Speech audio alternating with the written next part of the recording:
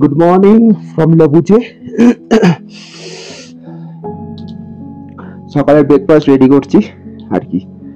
সকালে এক কাপ চা খেতে, লেমন টি খেতে গেলেও 300 টাকা লাগবে এখানে, তাই ঘরোয়া খাবার ভেজা চিড়ে, একটু ড্রাই ফ্রুট আর একটু চিনি, ব্যাস এই মিশিয়ে জবরদস্ত করে খেয়ে নিতে হবে। কারণ আজকে খুব একটা বেশি দূর যাওয়ার নয়, জংলা অব্দি যাবো।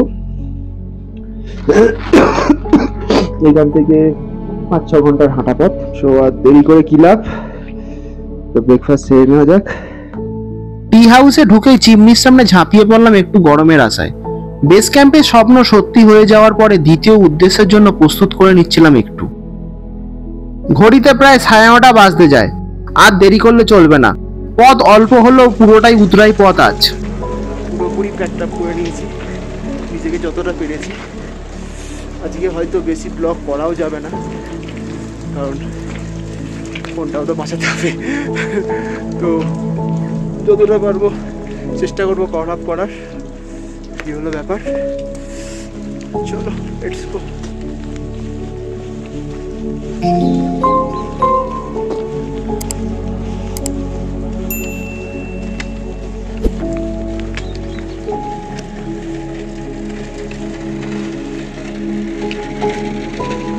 লবুচা গ্রাম ক্রস করে এগোলেই বাম দিকে থুকলা পড়বে, আর ডান দিকে পাহাড়ের গা ঘেঁষে এগিয়ে যেতে হবে জাংলার উদ্দেশ্যে। বিদায় জানানোর সময় বড় মন কেমন করছিল। জানি না আবার কখনো এভারেস্টের এত কাছে আসতে পারবো কিনা, তাই বারে বারে পেছন ফিরে এক ঝলক দেখে নেওয়ার ইচ্ছা হচ্ছিল। একবার এই স্থান ত্যাগ করলে এই ভিউ আর জীবনে পাওয়া যাবে না, কিন্তু এগিয়ে চলাই যে জীবন। নতুন পথ আর নতুন উদ্দেশ্য প্রতিটা মুহূর্ত আমাদের জীবনের সাথে অঙ্গাঙ্গিভাবে জড়িয়ে রয়েছে। বিদায় লবুচে। লোকে যাচ্ছে, কিছু করার নেই, সিঁড়ির মধ্যে তো যেতে হবে। চলো।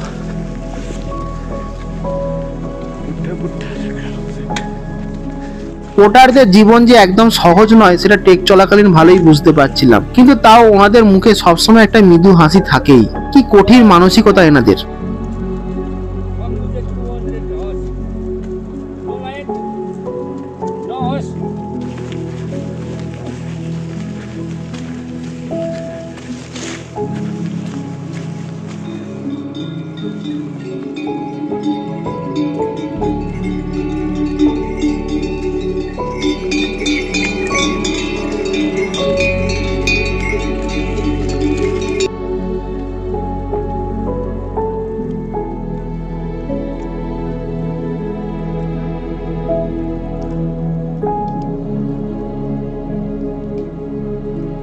এভাবেই আমাকে উঠতে হবে, যেরকম আমরা উঠছি।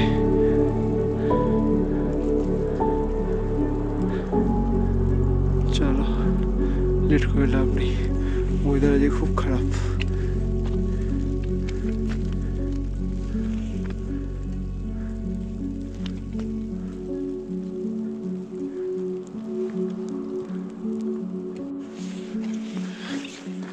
একদম নিচে খাই, সাইড দিয়ে যাচ্ছি ঠিক এভাবেই।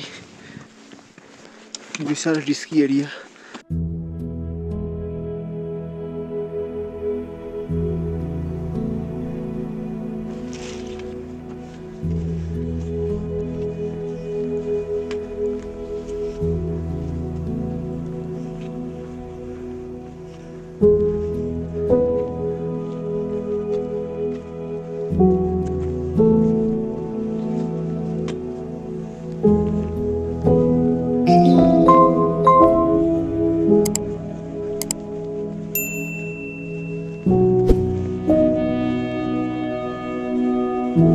ওয়েদার আস্তে আস্তে ঠিক হতে শুরু করেছে। মাউন্টেনগুলোকে বেশ ভালোই হালকা হালকা দেখা যাচ্ছে। চলো দেখা যাক। এরাও মনে হয় একটু জংলাই যাচ্ছে।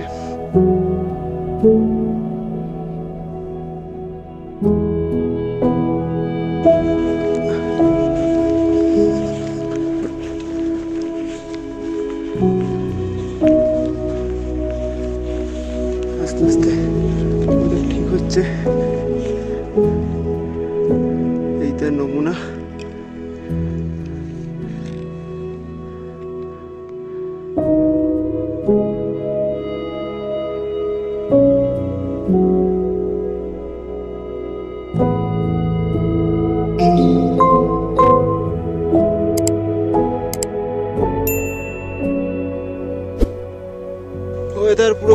হয়ে গেল অনেকটাই। তো এখনো ফগি ওয়েদারটা কাটেনি, বাট বৃষ্টির ওয়েদারটা কেটেই গেছে ভালোই। মেঘ সরে গিয়ে আবহাওয়া একটু পরিষ্কার হতেই নতুন কিছু পর্বত ধরা দিল হাতের নাগালে, যার মধ্যে মাউন্ট ট্যাবোচে আর মাউন্ট চোলাৎসে উল্লেখযোগ্য। দারুণ সুন্দর ভিউ, সেদিক থেকে নজর সরানোই যায় না। ধীরে ধীরে এগিয়ে চললাম, মাঝে মাঝে ফটো সেশন চললো দিব্যি। ও ওই যে দূরে জংলা দেখতে পেয়েছি, হ্যাঁ, আর এই হচ্ছে ভিউ।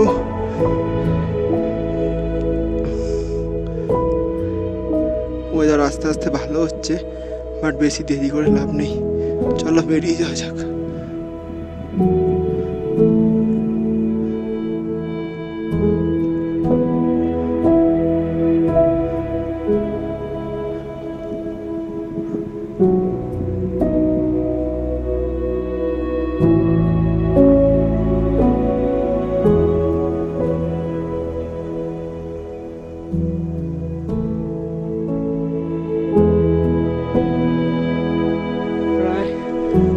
কাছাকাছি পৌঁছেই গেছি, আর হয়তো 1 ঘন্টার মতো লাগবে। যাক, ওয়েদারটা ভালোভাবে আসতে পারলাম একটু।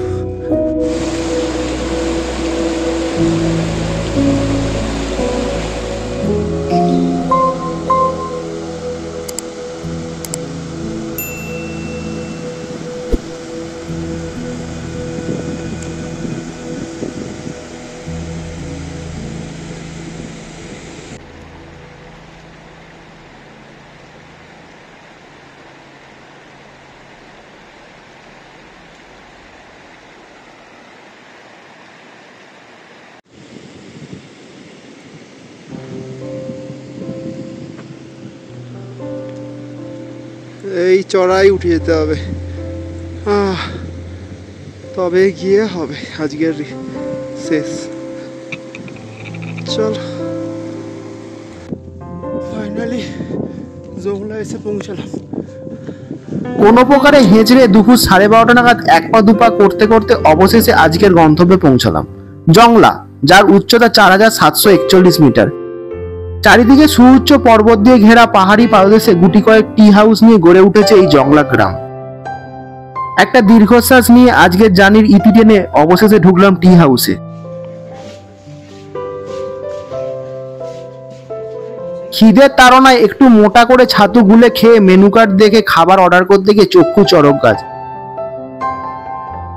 ভারতীয় হবার সুবাদে একটু দরাদরি করলে ডিসকাউন্ট পাওয়াই যায়। অমৃত সমান গরমাগরম ডাল ভাত খেয়েই আজকের মতন ব্লগটা ইতি টানলাম। ঘুমে দেশে পাড়ি দেওয়ার আগে কিচেনের দিদিরার সাথে আগামীকালের চ্যালেঞ্জ সম্পর্কে খানিকটা বিশদে আলোচনা করে রুমে চলে গেলাম। এভারেস্ট বেস ক্যাম্প ঠিকঠাকভাবে সম্পন্ন হলো এখনো নিস্তার নেই, কারণ আগামীকালের সকাল আরো কঠিন চ্যালেঞ্জ নিয়ে আসছে। চোলা পাস অপেক্ষা করে আছে আমার জন্য। আজ তবে এইটুকুই, দেখা হচ্ছে পরবর্তী এপিসোড নিয়ে। চ্যানেলটিকে সাবস্ক্রাইব করতে ভুলবেন না যেন। ভালো থাকবেন, সুস্থ থাকবেন, স্টে টিউনড।